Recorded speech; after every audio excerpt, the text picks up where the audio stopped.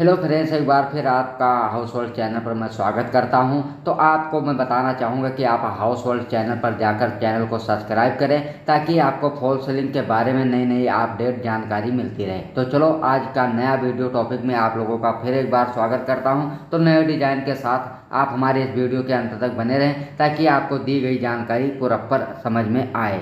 तो हम आपको बताने वाले हैं आज फॉल सीलिंग की कुछ खास जानकारी। तो हमारे चैनल में आपको आज 50 बेडरूम सीलिंग डिजाइन यानी प्रॉपर देखने को और समझने के लिए मिलेंगे। तो हम बताना चाहते हैं फ्रेंड्स कि आपके लिए हम नया 1 से 2 वीडियो रोज़ का फॉल सीलिंग डिज़ाइन लेकर आते हैं। हमारा काम है फॉल सीलिंग का और हम यहाँ पे काम बहुत ही खूबसूरती के साथ करते हैं और आपके लिए भी नई नई जानकारी इसी चैनल पर लेकर आते हैं। तो रोज़ाना 1 से 2 वीडियो देखने के लिए चैनल को सब्सक्राइब जरूर करें ताकि आपको हमारे इसी चैनल पर अच्छे अच्छे डिज़ाइन देखने और समझने के लिए मिलें। आपको आज हम इस डिज़ाइन के बारे में बहुत ही अच्छे तरीके से बताने वाले हैं। तो सबसे पहले हम बात करने वाले हैं कि 2023 में फॉल सीलिंग यानी पीओपी सीलिंग डिज़ाइन काम कराने का खर्चा से लेकर और लेबर का क्या रेट पड़ जाता है। तो आइए जानेंगे इसी वीडियो में। तो हमारे इस वीडियो के अंदर जरूर बने रहें।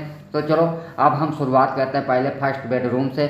जी हाँ, अगर आपका बेडरूम 10 बाई 12 का यानी 120 फुट का बेडरूम है और आप एक बेडरूम में ही सीलिंग डिज़ाइन फॉल सीलिंग का कराना चाहते हैं, वो कौन सी सीलिंग कराना चाहते हैं? तो जाली वाला सीलिंग। जाली वाला सीलिंग का अगर आप डाउन सीलिंग यानी पीओपी करा रहे हैं तो उसका आपका खर्चा क्या पड़ेगा। अब 120 फुट एरिया का अगर आप एक ही कमरा कराते हैं तो ये आपके ठेकेदार के ऊपर भी निर्भर करता है। अब आप समझ रहे होंगे कि ऐसा क्यों।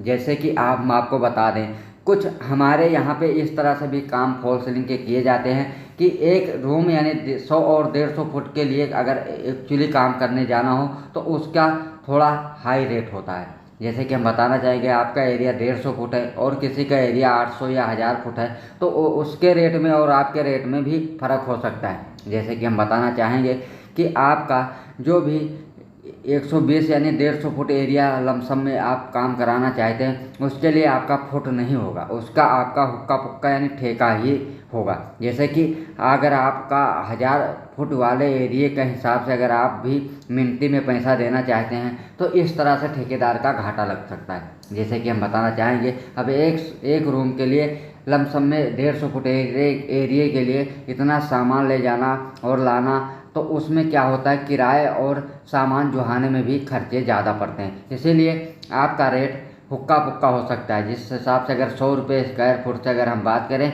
तो आपका 120 फुट एरिया का 11,000 बनता है, लेकिन लमसम में आपको उसके लिए 1,000-1,200 रुपये आपको फालतू ठेकेदार चार्ज बता सकते हैं। तो आइए अब हम बात करने वाले हैं कि फॉल सीलिंग एक कमरे का अगर आपका बजट है तो उसमें फ़िलहाल कितना खर्चा पड़ सकता है। आप लोग को बहुत ही बार ऐसे कमेंट बॉक्स में पूछ रहे हैं, तो हम आपको बताना चाहेंगे कि फॉल सीलिंग में अगर आप बात करें कि एक कमरे का फॉल सीलिंग कराने का कितना खर्चा पड़ेगा, तो मैं आपको बताना चाहूँगा सिर्फ फॉल सीलिंग का खर्चा और जो उसका पेंट से लेकर और लाइट तक जो खर्चा पड़ता है वो सारा फॉल सीलिंग के अंदर ही जोड़ा जाता है। लेकिन इसमें 3 कॉस्ट होते हैं। अब 3 कॉस्ट के लिए आपको कौन कौन से, सबसे पहले फर्स्ट नंबर जो फॉल सीलिंग का ठेकेदार है उसका चार्जेस अलग होगा। दूसरा जो आपका लाइट वाला यानी बिजली वाला होगा उसका दूसरा चार्ज अलग होगा। तीसरा आपका जब फॉल सीलिंग के ऊपर पेंट कराना है तो तीसरा चार्ज आपका पेंटर हो जाएगा। तो यानी एक कमरे के फॉल सीलिंग कराने के लिए आपको 3 ठेकेदार चुनने पड़ते हैं। अब 3 ठेकेदार जब आप अपने एक कमरे के लिए चुनते हैं तो आपको एक काफ़ी महंगा प्रोसेस हो जाता है। इसीलिए जब भी काम कराएं तो 500 यानी 1000 फुट एरिया का काम कराएं तो आपका बेनिफिट ज़्यादा रहेगा। आपको इस तरह से आप सोच रहे होंगे किस हिसाब से महंगा रहेगा। जब भी आपका एरिया ज़्यादा होता है तो आपका काम कराने में जो रेट कंप्रोमाइज़ किया जाता है उसमें आपका काफ़ी बचत भी हो जाता है और मटेरियल भी कॉस्ट जो है, मटेरियल कॉस्ट जो भी है वो भी आपका उतने हिसाब से आपको बचत में भी जो भी वेस्टिंग है वो कम हो जाता है। जैसे कि आप एक रूम के लिए पेंट ला रहे हैं तो उसमें भी आपका बढ़ सकता है और घट भी सकता है। ज़्यादा एरिया के लिए जब भी आप लाते हैं तो आपका मटेरियल पूरी तरह से यूज हो जाता है। तो हमेशा आप ध्यान रखें कि ज़्यादा से ज़्यादा एरिया जब आप काम कराते हैं तो आपका काफ़ी बचत हो सकता है। इसीलिए जब आप पूछते हैं कि एक कमरे का फॉल सीलिंग कराने का कितना खर्चा आ जाएगा तो मैं आपको अंदाज बता सकता हूँ कि आपका बेडरूम यानी 120 फुट के एरिया 150 फुट के एरिया के करीब में है, तो आप उसमें अगर ठेकेदार को 10,000 रुपये फॉल सीलिंग करने का देते हैं तो 5,000 आपका बिजली का भी खर्चा पड़ जाएगा। जो एक कमरे का एरिया है आपका, तो 10,000 जब आपसे ठेकेदार लेंगे तो 5,000 का खर्चा आपका बिजली वाले का भी पड़ सकता है। तो इस हिसाब से 15,000 आपका एक बेडरूम का खर्चा होता है। तीसरा जो खर्चा है आपका फॉल सीलिंग कराने के बाद, लाइट लगाने के बावजूद आपको उस पर पेंट कराना पड़ता है। अब पेंट जो कराना पड़ता है उसका भी खर्चा आप मोटा 5,000 से ही प्लस लगाएं। 5,000 से आप प्लस लगाएं तो हम 5,000 का ही खर्चा जोड़ते हैं, तो आपका एक रूम का खर्चा 20,000 जाके पहुंच जाता है। अब 20,000 में क्या होता है, आपको एक रूम कंप्लीट मिलता है। अब एक रूम में आपको क्या क्या मिला 20,000 रुपये में, ये आप समझ ही गए होंगे। फॉल सीलिंग के साथ आपकी लाइटिंग भी फिट हो जाएंगे। बाकी तीसरा जो है पेंटिंग, वो भी आपका पेंट भी हो जाएगा। तो 20,000 रुपये का जब आप एक बेडरूम के लिए खर्च करते हैं तब आपका जाके एक बेडरूम फॉल सीलिंग कंप्लीट तैयार हो जाता है। तो ऐसे ही आप अपने एरिया को आप जोड़ सकते हैं, कितने आपने बेडरूम है, कितने आपके पास डाइनिंग है।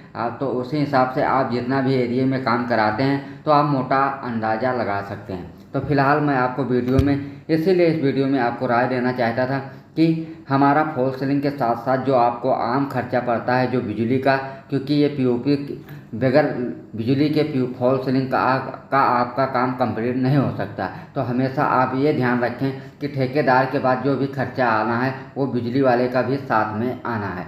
तो प्लीज़ आप वीडियो पसंद आए हो तो लाइक ज़रूर करें और चैनल को सब्सक्राइब करें।